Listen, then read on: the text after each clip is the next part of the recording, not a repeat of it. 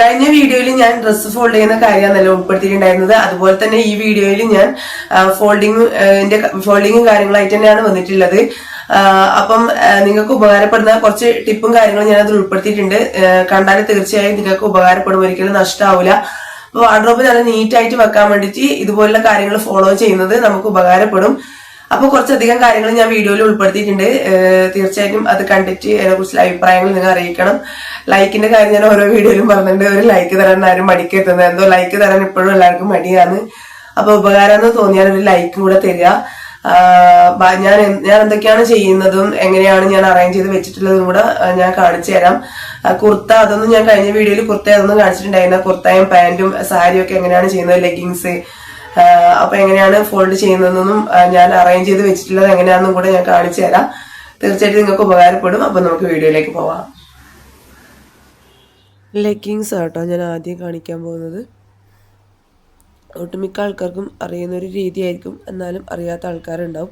നമ്മ ഇങ്ങനെ ഫോൾഡ് ചെയ്ത് വെക്കുന്ന സമയത്ത് ഈ നമ്മൾ മടക്കി വെച്ച ഡ്രസ്സ് വീണ് പോയാൽ എല്ലാം മടക്കി വെച്ചതൊക്കെ അഴിഞ്ഞു പോകില്ല. അപ്പോൾ ഇങ്ങനെ ഫോൾഡ് ചെയ്യുമ്പോഴൊരു ഉപകാരം, അത് അഴിഞ്ഞു പോകില്ല എന്നുള്ളതാണ്. ഞാൻ കഴിഞ്ഞ വീഡിയോയിലൊക്കെ പറഞ്ഞിട്ടുണ്ട്. നമുക്കൊരു ഐഡിയ വെച്ചിട്ട് എല്ലാ ഡ്രസ്സും ഈ ഒരു പോക്കറ്റ് ടൈപ്പ് നമുക്ക് ഫോൾഡ് ചെയ്തെടുക്കാൻ പറ്റും. കണ്ട ഇതിപ്പോൾ ഞാൻ അതിൻ്റെ മുകൾ ഭാഗം എലാസ്റ്റിക് വരുന്ന ഭാഗം ഉണ്ടല്ലോ നമ്മളെ, അതിൻ്റെ അകത്തേക്കാണ് തിരുകി കൊടുക്കുന്നത്. അപ്പോൾ ഇങ്ങനെ നമ്മൾ ഫോൾഡ് ചെയ്തിട്ട് വെക്കുന്ന സമയത്ത് മടക്കി വെച്ചിടത്തു നിന്ന് താഴേക്ക് വീണ് പോയാൽ അത് അഴിഞ്ഞു വീഴൂല. നമ്മളിപ്പം ഒരു വീടൊക്കെ മാറുന്ന സമയത്തൊക്കെ ആണെങ്കിൽ ഇപ്പോൾ ഈ ഡ്രസ്സും കാര്യങ്ങളൊക്കെ നമ്മൾ ഒരു സ്ഥലത്ത് നിന്ന് വേറെ സ്ഥലത്തേക്ക് കൊണ്ടുപോകുമ്പം ഇത് ഈ മടക്കി വെച്ചത് അങ്ങനെ തന്നെ നിൽക്കും ഒരു കവറിലെടുത്ത് ഇട്ടാൽ, ഇങ്ങനെ ചേഞ്ച് ചെയ്യുന്ന സമയത്തൊക്കെ. അപ്പോൾ ഇങ്ങനെ ഒരു ബോക്സിലാണ് ഞാൻ അറേഞ്ച് ചെയ്ത് വെച്ചിട്ടുള്ളത്. ഇതിപ്പോൾ ഒരു 4 പാൻറ്റ് പിടിക്കുന്ന ഒരു ചെറിയ ബോക്സാട്ടാ. അപ്പോൾ ഞാൻ ബാക്കി വരുന്ന ലെഗിങ്സൊക്കെ വേറെ സ്ഥലത്താണ് ഫോൾഡ് ചെയ്ത് വെച്ചിട്ടുള്ളത്.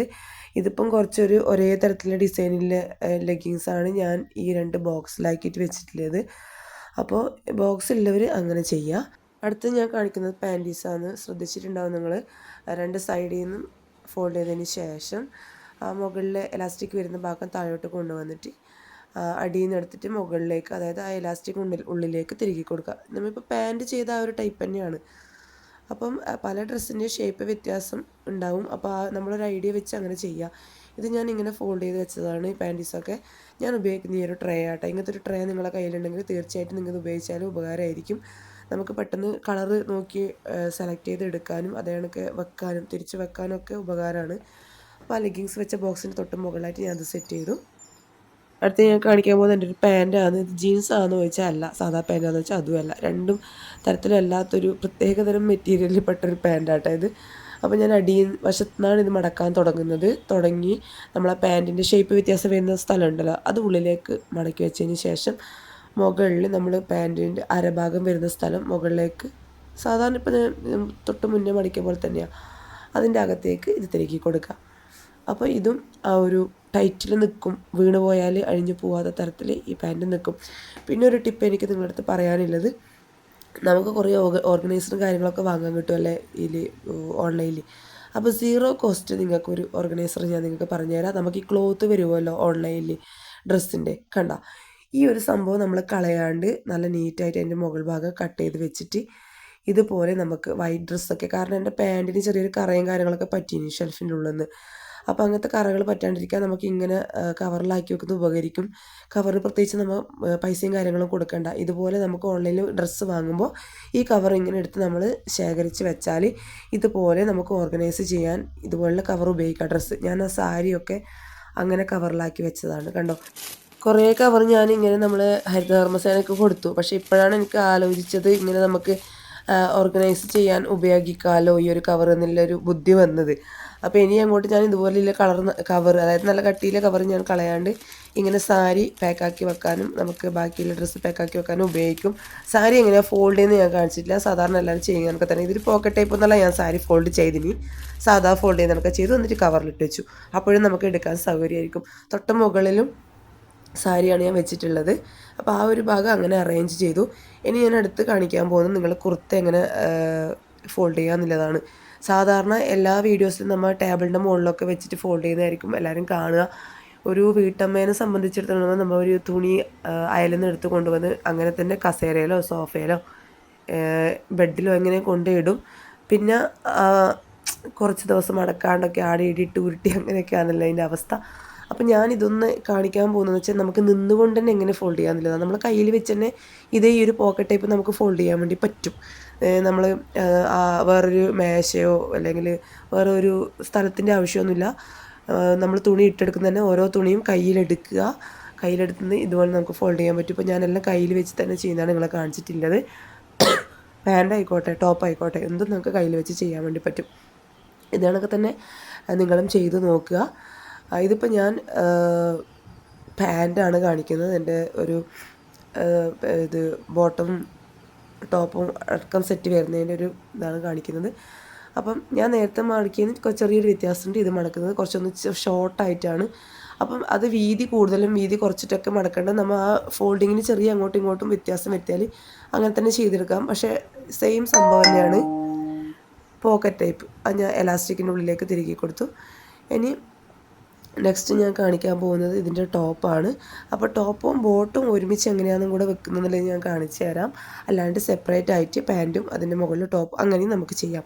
ഇതിപ്പോൾ ഞാൻ ടോപ്പിൻ്റെ ഒപ്പം തന്നെ ബോട്ടം അതായത് നമ്മൾ പാൻറ്റും കൂടെ വെക്കുന്നതാണ് കാണിക്കാൻ പോകുന്നത്. അപ്പോൾ പാൻറ്റ് മടക്കി അപ്പുറത്ത് വെച്ചു. ഇനി അടുത്തത് ഇതിൻ്റെ ടോപ്പാണ് മടക്കാൻ പോകുന്നത്. കണ്ടല്ലോ ഞാൻ മടക്കുന്ന രീതിയൊക്കെ നമുക്ക് കയ്യിൽ വെച്ച് തന്നെ ചെയ്യാം. ടേബിളിൻ്റെ ആവശ്യമൊന്നുമില്ല. ആ ഒരു പകുതി ഭാഗം അങ്ങനെ മടക്കി കൊടുത്തതിന് ശേഷം വീഡിയോയിൽ കാണുന്ന കണക്ക് നിങ്ങൾ ചെയ്യുക. മനസ്സിലാവുന്നുണ്ടെന്ന് വിചാരിക്കുന്നതിന് പ്രത്യേകിച്ച് അങ്ങനെയാണ് ഇങ്ങനെയാണ് മടക്കേണ്ടതെന്ന് പറയേണ്ട ആവശ്യമില്ലല്ലോ. എല്ലാം ആ ഒരു പോക്കറ്റ് ടൈപ്പ് തന്നെയാണ്. കൈയുടെ ഭാഗവും കുറച്ച് വീതിയുള്ള ഭാഗമൊക്കെ വരുന്ന സമയത്ത് നമ്മളൊന്ന് ഒതുക്കി മടക്കി കൊടുത്താൽ മതി. അപ്പോൾ ഇതും ഞാൻ അതിൻ്റെ അകത്തേക്ക് മുകൾ ഭാഗം അടിയിലുണ്ടോ തിരക്കി കൊടുത്ത് അതും അവിടെ സേഫായി ടൈറ്റായിട്ട് നിൽക്കും. എന്നിട്ട് ഈ ടോപ്പിൻ്റെ നടുവിൽ നമുക്കൊരു സ്ഥലം കിട്ടും. അതായത് കണ്ടോ ഞാൻ കാണിച്ചു തരാം. ഇങ്ങനെ ഫോൾഡ് ചെയ്യുമ്പം അതിൻ്റെ ഇടയിൽ നമുക്കൊരു ഹോള് കണ്ടോ. ഇതിൻ്റെ അകത്ത് നേരത്തെ ഞാൻ മടക്കി വെച്ച ഒരു പാൻറ്റ് അതിൻ്റെ അതേ സെറ്റ് രണ്ടും ഒരുമിച്ചായി ഇതിൻ്റെ അകത്ത് വെച്ച് കൊടുത്താൽ ഇങ്ങനെയും നമുക്ക് ഓർഗനൈസ് ചെയ്ത് വെക്കാം. അല്ലാണ്ട് പാൻറ്റ് മുകളിൽ വെച്ചിട്ട് അങ്ങനെയും നമുക്ക് ചെയ്യാം. ഇതാകുമ്പോൾ പാൻറ്റും ടോപ്പും ഒരുമിച്ചായി. ഇതാണ് ഒരു രീതി.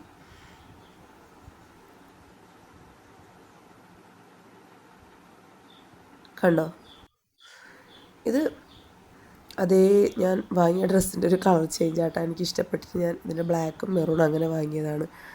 ഈ പാൻറ്റ് ഞാൻ ചെയ്യാൻ പോകുന്നത് ഞാനിപ്പോൾ കുറച്ച് നേരത്തെ കാണിച്ചത് എലാസ്റ്റിക്കിൻ്റെ ഭാഗം എലാസ്റ്റിക്കിൻ്റെ ഭാഗത്തേക്ക് തിരികെ കൊടുക്കുന്നതാണ്. ഇത് ഞാൻ പാൻറ്റിൻ്റെ നമ്മളെ അടിവശമുണ്ടല്ലോ കാൽഭാഗം വരുന്ന ആ ഭാഗത്താണ് ഉള്ളിലേക്ക് തിരികെ കൊടുക്കുന്നത്. ഈ പോക്കറ്റ് ടൈപ്പിൽ അതേ ഫോൾഡിങ് തന്നെയാണ്. അപ്പം നമ്മളെ മുകളിൽ എലാസ്റ്റിക് വരുന്ന വേസ്റ്റ് വരുന്ന ഭാഗത്തല്ല, താഴെ നമുക്ക് ആ ഒരു കാലിൻ്റെ അറ്റം വരുന്ന ഭാഗത്തും ഇത് കണക്ക് ഉള്ളിലേക്ക് തിരികെ കൊടുക്കാം. അത് നമ്മുടെ ഒരു ഇഷ്ടപ്രകാരം എങ്ങനെയാണോ നമുക്ക് തുണീൻ്റെ വലിപ്പം കാര്യങ്ങളൊക്കെ നമുക്ക് വേണ്ടത് വീതി കൂട്ടിയിട്ടും കുറച്ചിട്ടൊക്കെ അത് മടക്കുന്ന സമയത്ത് അങ്ങോട്ടും ഇങ്ങോട്ടും അഡ്ജസ്റ്റ് ചെയ്താൽ ഇത് കണക്ക് നമുക്ക് എങ്ങനെയും ഫോൾഡ് ചെയ്ത് കൊടുക്കാൻ വേണ്ടിയിട്ട് പറ്റും. അപ്പോൾ ഇത് കണക്കിലെ കുറച്ച് കാര്യങ്ങളാണ് ഞാൻ ഉൾപ്പെടുത്തിയിട്ടുള്ളത്. മെയിനായിട്ട് ആ കവറിൻ്റെ തന്നെയാണ്. പുറത്തുനിന്ന് പൈസ കൊടുത്തിട്ട് നമുക്ക് വാങ്ങേണ്ട. ആ കവർ തന്നെ നമുക്കൊരു ഓർഗനൈസറായിട്ട് ഉപയോഗിക്കാൻ വേണ്ടി പറ്റും. അപ്പം ക്ലോത്ത് ഓർഗനൈസ് ചെയ്യുന്ന ഒരുപാട് നമുക്ക് സാധനം ഓൺലൈനിൽ കിട്ടും. അപ്പോൾ പൈസ കൊടുത്തിട്ട് നമുക്ക് വാങ്ങേണ്ട ആവശ്യമില്ല. ഇതണക്ക് ഡ്രസ്സ് വരുമ്പോൾ നല്ല നല്ല കവർ എടുത്ത് വെക്കുക. ആ കവറിനകത്താക്കി വെച്ചാൽ താഴോട്ട് വീണ് പോയാലും നമുക്ക് മടക്കി വെച്ച ഡ്രസ്സിന് ഒരു അപാകതയും പറ്റില്ല. ഇത് കുറച്ച് മുന്നത്തെ വീഡിയോയിൽ ഞാൻ കാണിച്ചിട്ടുണ്ടായിരുന്നു. മുകൾ ഭാഗമൊക്കെ ഞാൻ ചെയ്തത് അപ്പുറത്തെ സ്റ്റാൻഡ് വെച്ച് ബ്ലൗസും ഷോളും ഒക്കെ ചെയ്തു. ഇതിപ്പോൾ കുറച്ച് നേരത്തെ കാണിച്ച് ലെഗിങ്സ് വെച്ചതും സാരി പിന്നെ ജീൻസ് ഞാൻ മടക്കി വെച്ചിട്ടുണ്ട്. ഞാൻ കാണിച്ചിട്ടില്ല അങ്ങനെ മടക്കിയിട്ടില്ലെന്ന്. ഇപ്പോൾ കുറച്ച് നേരത്തെ പാൻറ്റ് മടക്കുന്ന പറഞ്ഞ അതേ രീതിയിലാണ് ജീൻസും. അപ്പോൾ ഇത്രയും ഭാഗം ഞാൻ ഇങ്ങനെയാണ് സെറ്റ് ചെയ്ത് വെച്ചിട്ടുള്ളത്. അപ്പോൾ വീഡിയോ ഇഷ്ടപ്പെട്ടാൽ ഒരു ലൈക്ക് തരിക. അടുത്ത വീഡിയോ സന്ധിക്കുമ്പോഴേക്കും വണക്കം. ബൈ അച്ചു.